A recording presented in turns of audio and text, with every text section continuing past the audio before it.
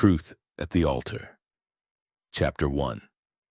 Storm on Peachtree Street. Move, man, move. Marcus Green skidded around a stalled Jeep, shoes slapping puddles like snare drums. Lightning cracked above downtown Atlanta, flipping Peachtree Street's neon signs on and off like a busted strobe. He'd just finished rewiring a rooftop battery array. Last-minute emergency, whole block blacked out, and all he wanted was dry socks and warm coffee. A gust flipped his umbrella inside out. He cursed under his breath, shoved the mangled thing in a trash can, and sprinted toward the nearest open door. Junebug's Thrift Boutique, a narrow shop wedged between a vegan donut spot and a pawn shop glowing green. Inside smelled of lavender detergent and history. Racks gleamed under Edison bulbs, old souls spinning on a crackly turntable. Marcus wiped water from his lashes, blinked, then crashed straight into a whirlwind wearing sunshine. The woman spun, yellow trench coat flaring like a midsummer bloom. Hangers flew, buttons pinged across the floor. Her laughter burst out bright and reckless. "Yo, slow down, Flash," she said, steadying his arms. "Rain got you running from demons." Marcus's heart jackhammered louder than the rain. "Sorry, ma'am, Storm kinda chased me in." Storm picked the right target. She glanced at his drenched polo plastered to his chest. "You're leaking, bruh." He dragged a hand through short coils. "Guess I am." A teenager near the register lifted her phone, recording. Marcus ignored the lens and focused on the woman's eyes, deep brown, mischief sparkling. She offered a towel from a display. Rochelle Hayes, vintage curator and part-time chaos coordinator. He chuckled, took the towel. Marcus Green, solar panel guy and full-time soggy mess. Thunder rattled the front window. Power flickered. Marcus's tech instincts kicked in. He scanned the ceiling fixtures. "Your lights stable?" "Mostly. Breaker trips when the AC sneezes." Rochelle shrugged. "Old building with new dreams, you feel me?" He knelt, scooping escaped hangers. "I can tighten your wiring tomorrow, no charge." "You always rescue random boutiques in rainstorms? Only the ones playing Marvin Gaye?" He nodded toward the record spinning "Let's Get It On." She laughed again, unfiltered, contagious. The teen behind them let out a tiny "aw," camera still rolling. Marcus's phone buzzed, his operations manager confirming the blackout fix. He typed a quick thumbs up, but his fingers shook. Adrenaline or something else? As he pocketed the phone, Rochelle lifted an emerald-striped vintage tie. "Hold still." She looped it around his collar, her perfume a hint of jasmine cutting the damp air. Their faces hovered inches apart. Marcus swallowed. Outside sirens wailed, rain hammering cars, but in here the world slowed to a heartbeat. "Color suits you," she said, tightening the knot. "Does it come with a trench coat discount?" Maybe a coffee coupon." "Deal." He offered his hand. She slipped her phone number into his palm on a faded receipt. Rochelle, Thrift Queen, 404-555 Vint. Lightning flashed again, killing the lights. Darkness swallowed the shop. Someone near the door squeaked. "I got it," Marcus said. He flicked on his phone's flashlight, found the breaker box near fitting rooms and reset the switch. Bulbs blinked alive. Marvin Gaye resumed right on the chorus like nothing happened. Applause rose from two shoppers. Rochelle crossed arms, amusement dancing on her lips. "Look at you, Mr. Fix-Everything." Occupational hazard. He hesitated, pulse racing faster than the ceiling fans. "Dinner tomorrow?" "Assuming I dry out by then." "Tomorrow's booked. Inventory sale at the warehouse," she replied, eyes teasing. "But you can tag along, bring more lightning tricks." "Say less. I'm in." Outside, the storm thinned to a soft drum. Marcus stepped to the doorway, glanced back. Rochelle was helping an elderly lady choose a brooch, laughing quietly, kindness radiating like warm streetlight. Something in his chest shifted, an ache he'd ignored for years. The teen waved him over. "Sir, that meet-cute was straight fire, millions of views coming." Marcus smiled, half anxious, half thrilled. "Just spell my name right." He pushed into the misty evening, yellow tie flapping against his soaked shirt, mind replaying Rochelle's laugh on loop. Peachtree's asphalt shimmered silver, streetcars hissed past, and Marcus felt the city breathe with promise. For the first time in a long time, Atlanta's storm-split sky looked like it was breaking open just for him. Chapter 2. #couple goals phones vibrated from Harlem to Houston when the rain crash romance hit 1,000,000 views.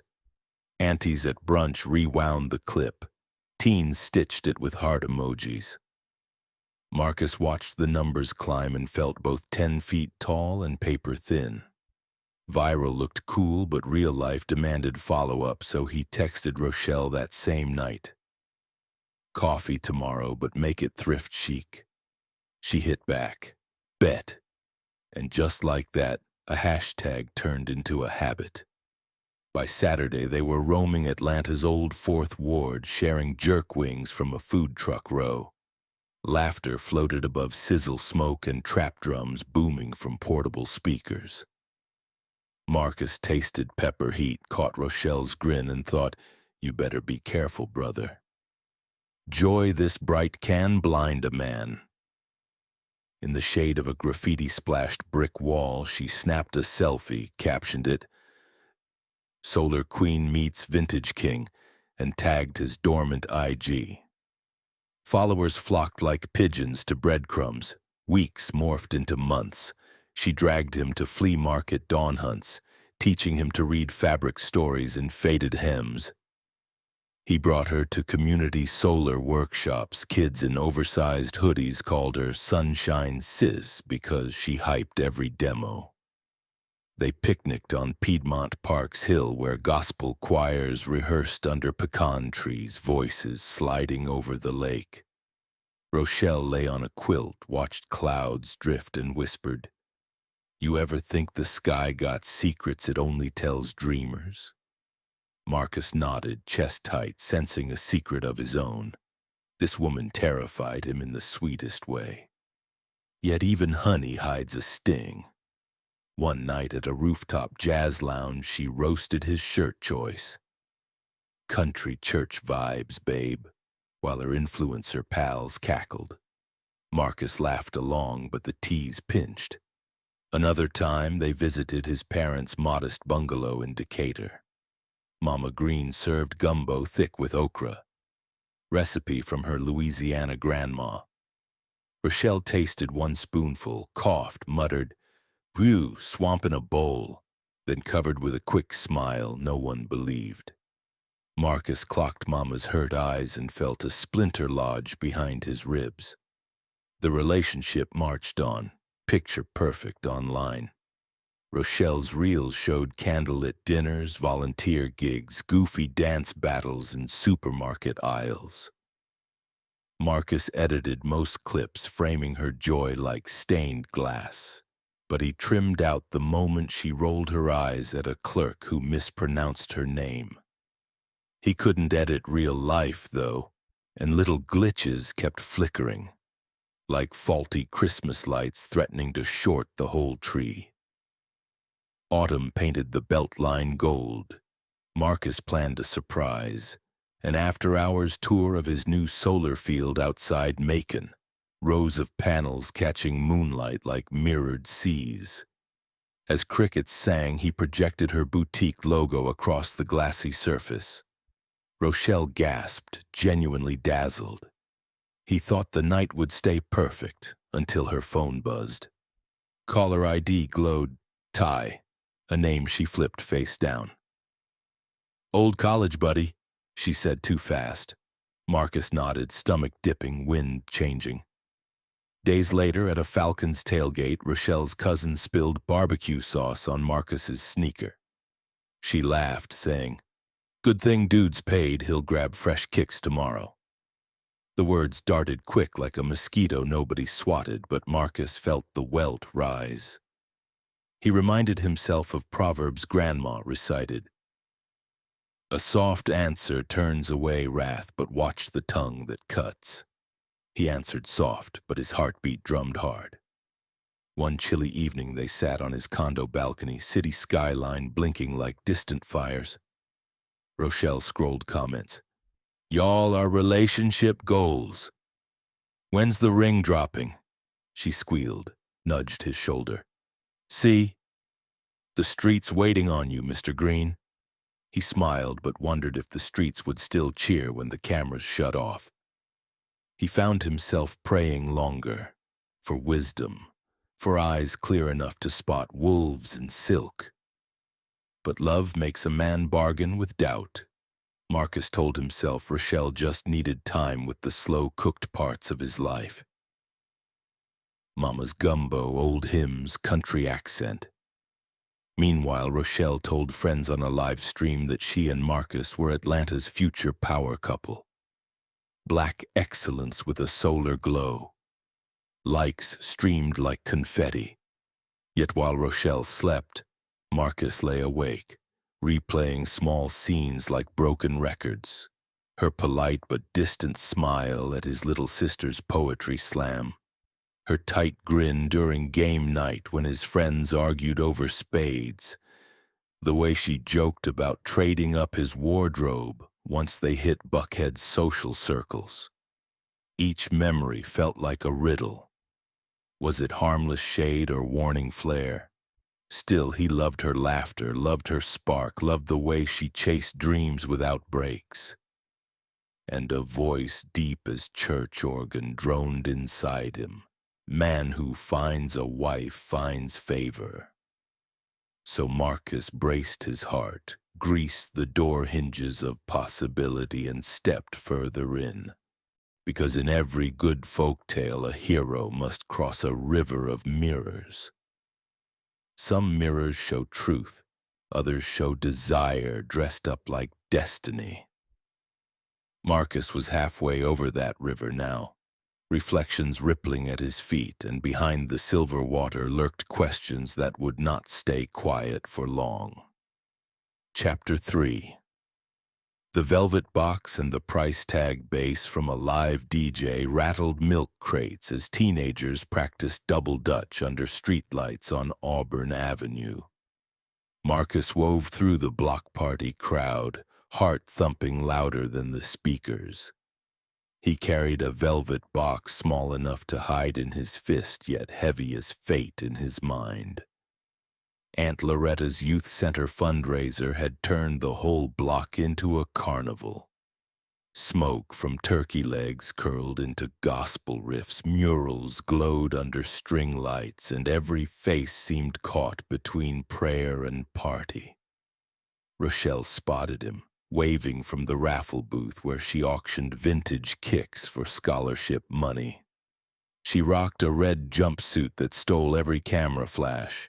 Marcus climbed on stage beside the DJ, palms sweating. The mic squealed and conversation froze like God pressed pause. "Y'all show love to the lady who made thrift the new gold," he said, voice shaking just enough to feel real. Rochelle laughed, cheeks pink. He dropped to one knee. Gasps sucked the summer air from the block. The velvet lid flipped, revealing a diamond that snatched every shard of light. "Rochelle Hayes, will you build solar dreams and Sunday mornings with me?" he asked. A drumline marched somewhere down the avenue, but all Rochelle heard was her own pulse. She covered her mouth, nodded hard, choked. "Yes, boy, quit playing, yes." The crowd erupted. Fireworks rocketed from the rec center roof, painting the night in emerald and gold. Kids chanted "Black Love." Phones filmed from every angle. Marcus slipped the ring on her finger. She lifted their hands to the sky like a pastor closing revival. Hashtag Konar couple goals doubled its followers in minutes. Yet behind Marcus's grin, a single question flickered. Was her yes for the man or the moment? He kissed her anyway, praying the kiss drowned the question. 2 weeks later, they met wedding planner Sierra Maddox in Buckhead, a loft studio filled with rose gold candlesticks and vision boards. Rochelle breezed past the sample boards, pointing like a queen choosing jewels. Ceremony at the Savannah Riverfront Hotel, sunset over the water, she said. 6 wardrobe changes, bold colors for the gram, and no buffet lines, plated service only. Sierra scribbled, eyes sparkling at the potential bill. Marcus tapped his phone calculator beneath the table. The number climbing felt like a mountain, but his smile never slipped. Baby, we could do something smaller, he suggested. Save cash, seed a second youth center. Rochelle's laugh tinkled like ice in champagne. Marcus, we won't get married twice. Atlanta expects excellence. She squeezed his knee. And you preach investing in solar. Consider this investing in memories? Sierra nodded. Salesman grin activated. Marcus pictured his mama clipping coupons back in Decatur and felt a tremor run through his certainty. But he signed the deposit check, ink drying like fresh tar. Planning spun faster than a cyclone. Rochelle hosted live stream fittings with celebrity designers. Followers voted on lace patterns. She filmed cake tastings, dismissing sweet tea cupcakes with a flick. 2 down home for a black tie vibe. Comments cheered her standards. Marcus watched from the edge of every frame, half mascot, half bank. One evening he invited Rochelle to his parents' place for post-church supper, hoping to fold her into roots stronger than any hashtag. Mama smoothed the lace tablecloth. Pop prayed long over gumbo and cornbread. Rochelle dabbed hot sauce, then whispered to Marcus, "Love, this is cute, but wait till you taste the caterer's truffle mac." Mama heard, smiled tight as lid on mason jar. Marcus's cheeks burned colder than the sweet tea. Later that night he paced his condo balcony while city lights blinked like restless fireflies. Rochelle video chatted friends inside, bragging about diamond-studded chargers and drone videography. Marcus's voice of reason, that old griot inside, warned, "A feast that empties the barn leaves calves hungry come winter." He shook off the proverb, breathed deep, and reminded himself love was sacrifice. The next morning, Rochelle texted 3 exploding heart emojis and a link to a waterfront fireworks package. Marcus thumb-typed "sure thing." Sunshine then stared at the screen, wrist tingling where her engagement ring logic had slipped tight around his life. Days before Thanksgiving, they toured the hotel ballroom. Crystal chandeliers dripped like morning dew. Rochelle spun beneath them, skirt twirling, pretending to toss a bouquet. "Imagine the drone shot," she squealed.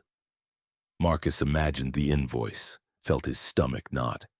Sierra rattled off add-ons, live orchid walls, gospel choir, champagne tower taller than Marcus's nephew, and each dollar sounded like a nail-tapping wood. Outside, Spanish moss swayed in river breeze, whispers older than any influencer trend. Marcus leaned on a rail, staring at gray water sliding past. Rochelle joined him, slipped manicured fingers into his. "Everything will be perfect," she promised, eyes glossy with reflection of city lights across the river.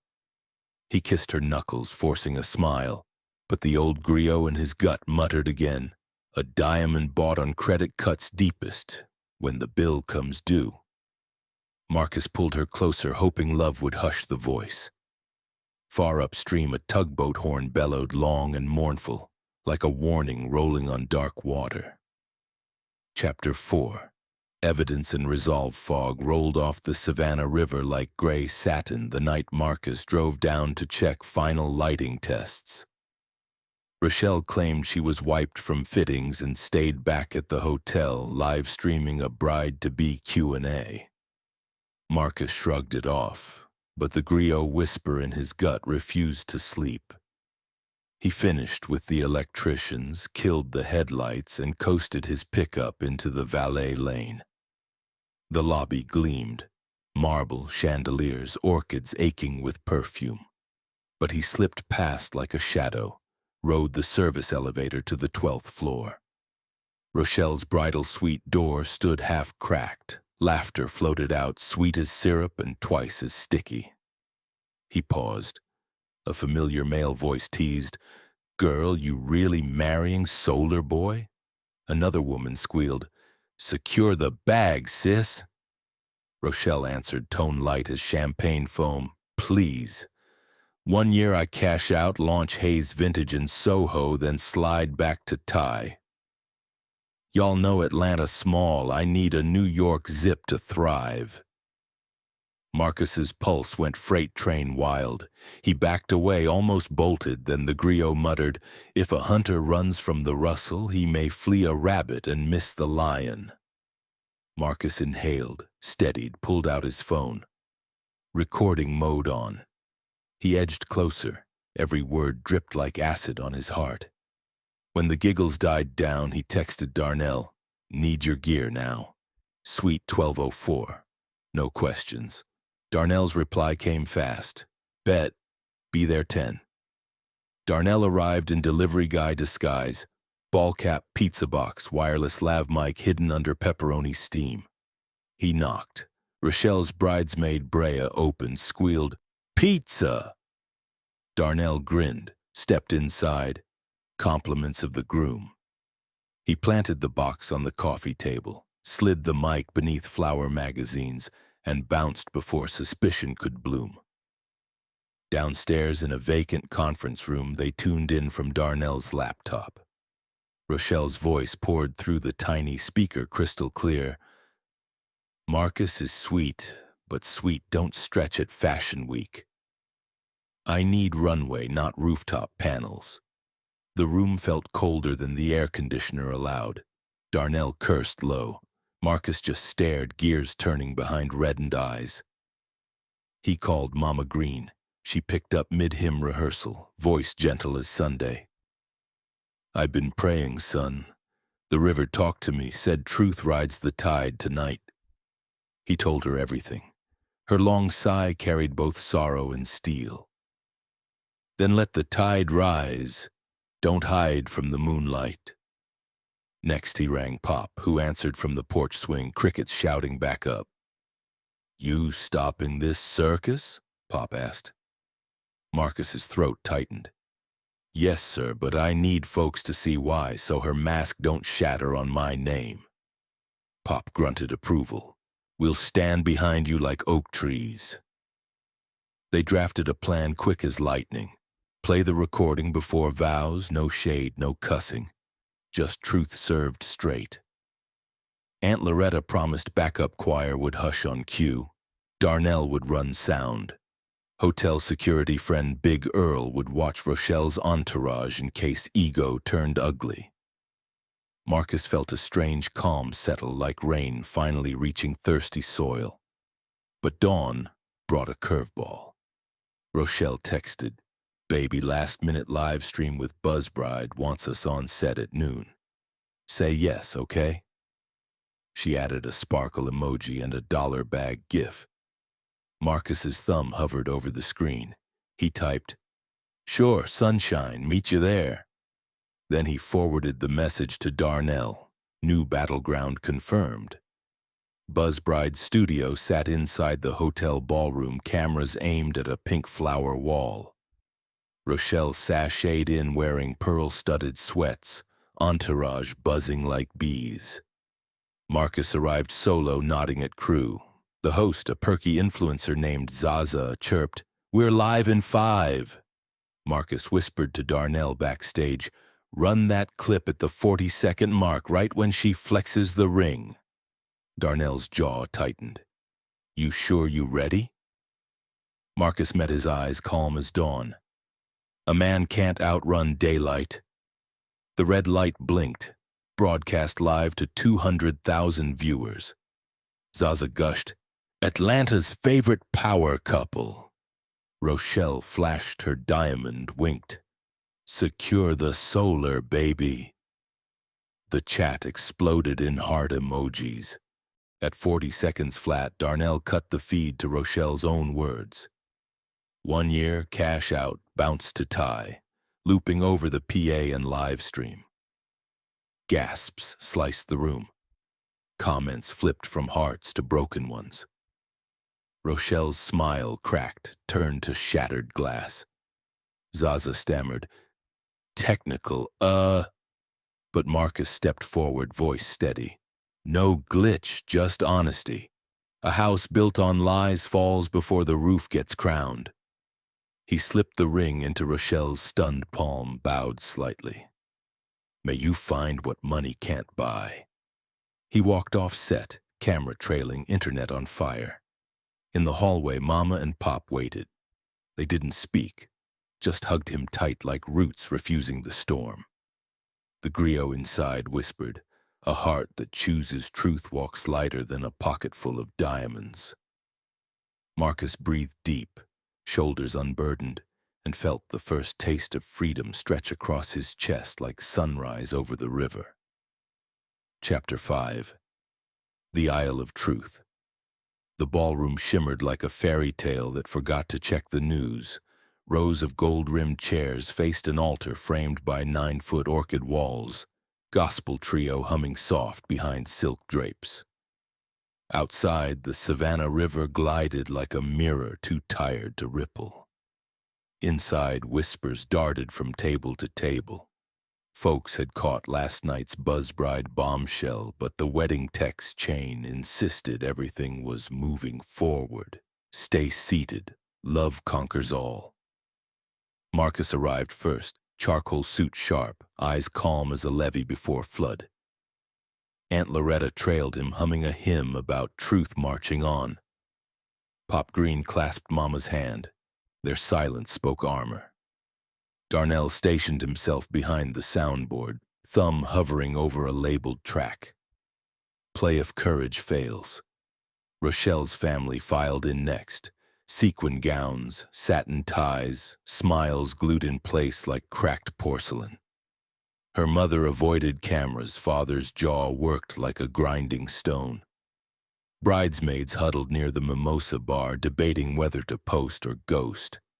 The pastor, Reverend Caldwell, wiped sweat from his tablet. Son, are we good? He whispered. Marcus nodded, voice steady. We're righteous. Doors swung wide. The string quartet switched to an R&B instrumental of best part. Rochelle floated down the aisle in diamond dust tulle. Face lifted high, ring still sparkling like last night's storm never happened. Some guests gasped admiration. Others glanced at phones, waiting for a second act. She reached Marcus, slid her arm through his. Baby, let's prove 'em wrong, she breathed, stage smile fixed. He didn't answer, just turned her hand palm up, thumb brushing the ring. One step to freedom, another to doom, choice shimmering like heat on asphalt. Reverend Caldwell cleared his throat. Dearly beloved, we gather to witness. Marcus raised a hand. Excuse me, Pastor. Voice rolled across the hall like low thunder. Murmurs hiccuped into silence. He faced the congregation. I thank y'all for traveling, spending money, praying over us. But a wedding dress can't cover a crooked heart. He signaled Darnell. The PA crackled. Rochelle's own voice spilled out, crisp as new bills. 1 year I cash out, launch Hayes Vintage in Soho, then slide back to tie. I need runway, not rooftop panels. Gasps sucked oxygen from chandeliers. An uncle muttered, Lord have mercy. Bridesmaids froze like mannequins. Rochelle lunged at the podium, eyes wild. That clip was doctored! Marcus stepped aside, letting her grab air. He spoke again, calm enough to sting. If love's a hustle, I resign from the game. No refunds, just receipts. He slipped the ring off her finger, laid it on the Bible. May this diamond remind us that pressure reveals more than it hides. Reverend Caldwell closed the book. Choir fell silent. Mama Green rose, voice ringing like church bells. A seed can't grow in poisoned soil. My son chooses clean ground. Pop guided her down the aisle. Guests parted as if Moses himself drew lines in marbled sea. Marcus followed, shoulders lighter than sunrise. Behind him, Rochelle's father tried to speak, words drowned by the hush of 90 mouths learning a new gospel. Clout can't buy covenant. Cameras lowered. Some guests wept, not for romance lost, but for truth finally loud. At the lobby exit, Marcus paused, turned once more. Y'all pray for her, he said, sincerity soft as moss. Greed's a hungry spirit, she gonna need help feeding it. Then he walked into bright afternoon, cicadas hissing like shaken tambourines. Outside, river breeze caught his suit jacket, lifting it like wings. Aunt Loretta wrapped an arm around him. Baby, the griot said a heart that guards its gates sleeps light. Tonight you gon' rest. Marcus exhaled, felt the weight roll off his chest and tumble into the sun-speckled water. He thought of solar panels pivoting toward light no matter how dark the night before. The morals settled in his bones, lies glitter, truth glows. One blinds, the other guides. And as the hotel behind him buzzed with frantic spin control, Marcus Green walked on, guided, not blinded, ready for dawn beyond the drama. Chapter 6. Sunrise over Sweet Auburn. Marcus woke before dawn, the air in Aunt Loretta's guest room cool and humming with cicadas. 3 days had crawled by since the ballroom imploded, yet his chest felt lighter than it had in years. As if the storm that wrecked his wedding had swept every hidden weight away. He pulled on jeans, grabbed a notebook, and slipped out while the neighborhood still dreamed. Sweet Auburn Avenue stretched quiet, street lamps sizzling out one by one. Murals of civil rights heroes glowed faint orange, their painted eyes following him like silent mentors. Marcus paused at the youth center, a converted warehouse he'd funded last spring. Inside, basketball rims waited, coding laptops slept under dust covers, and a banner read, "Power Your Purpose." He unlocked the door, clicked on a single hallway light, and breathed in the promise of beginnings. At 6 sharp, a knock echoed. Darnell stepped in, clutching 2 coffee cups. You couldn't stay in bed like a normal scandal survivor? Marcus smirked. Purpose don't punch a snooze button, bro. They sat on folding chairs in the empty gym, steam curling around their faces. Darnell's eyes narrowed playfully. Internet still calling you Saint Solar. Sponsors offering reality shows. Marcus shook his head. Ain't selling my scars, pain gotta feed progress, not streaming ads. He flipped his notebook. Sketches of rooftop arrays for the center, a mentorship schedule, a scribbled quote, light that blinds can't guide. Soon feet shuffled outside, teenagers in hoodies lured by free Wi-Fi and Loretta's group text. Marcus greeted each by name, fist-bumping, asking about algebra tests and home situations. One shy girl, Jazz, mumbled, Mr. Green, my mom said grown folks lie, but you showed receipts. That was brave. Marcus knelt to eye level. Baby girl, truth ain't brave, it's basic hygiene. Keep it clean, life won't stink up. Jazz giggled. Other kids laughed. Tension cracked like thin ice. By 9, the gym throbbed with drill beats and the squeak of sneakers. Marcus ran a workshop, how sunlight turns into power. He held up a tiny panel explaining electrons like marbles racing a maze. Kids leaned in, wonder widening their eyes. Over speakers, Loretta's choir rehearsal drifted from the chapel next door, voices layering hope on circuitry. Mid-lesson, his phone buzzed, a news alert. Rochelle's PR team claimed the audio was deep fake slander. Comment sections split like torn cloth. Darnell glanced over. "You want me to clap back?" Marcus exhaled. "Nah, folks who chase truth'll find it. Wolves howl loudest when the trap closes." He powered down the screen, turned back to the kids. "Sorry, where were we?" "Right, Electron dance-off." At lunch, Pop Green arrived with barbecue trays. Smoke and laughter curled together. Mama Green led a circle, teaching an old Gula proverb. "If you borrow a man's eyes, be ready to see his tears." The teens repeated it, some stumbling, all smiling. Marcus watched, feeling roots sink deeper than reputation could reach. Afternoon brought another knock. The hotel's head of events, Miss Wilkins, stood awkward under the doorway. "Mr. Green, corporate asked me to deliver these." She handed a folder, full refund for the wedding, damages waived, apology letter. Marcus thanked her, slid the envelope into a donation box without looking at the total. The youth center lights flickered on. Funds had been tight. Now they'd blaze into next year. As sunset pooled rose gold over Sweet Auburn, Marcus climbed to the roof with Darnell. They installed a prototype panel, wires snaking toward an inverter that would cut the center's electric bill in half. Wind tasted of river salt and magnolia.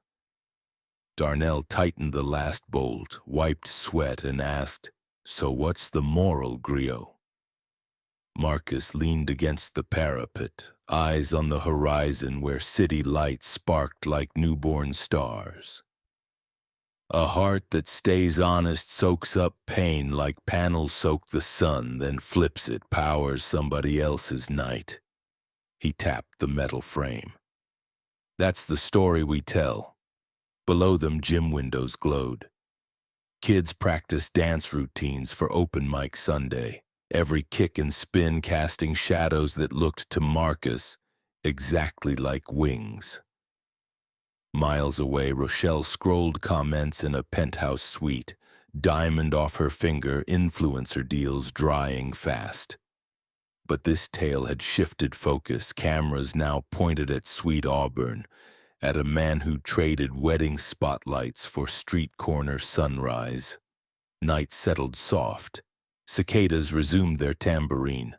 Marcus closed his notebook, wrote one final line. "Integrity is daylight, free, fierce for everybody." He pocketed the book, turned to Darnell and grinned. "Come on, brother. Tomorrow's forecast says clear skies. We've got power to raise."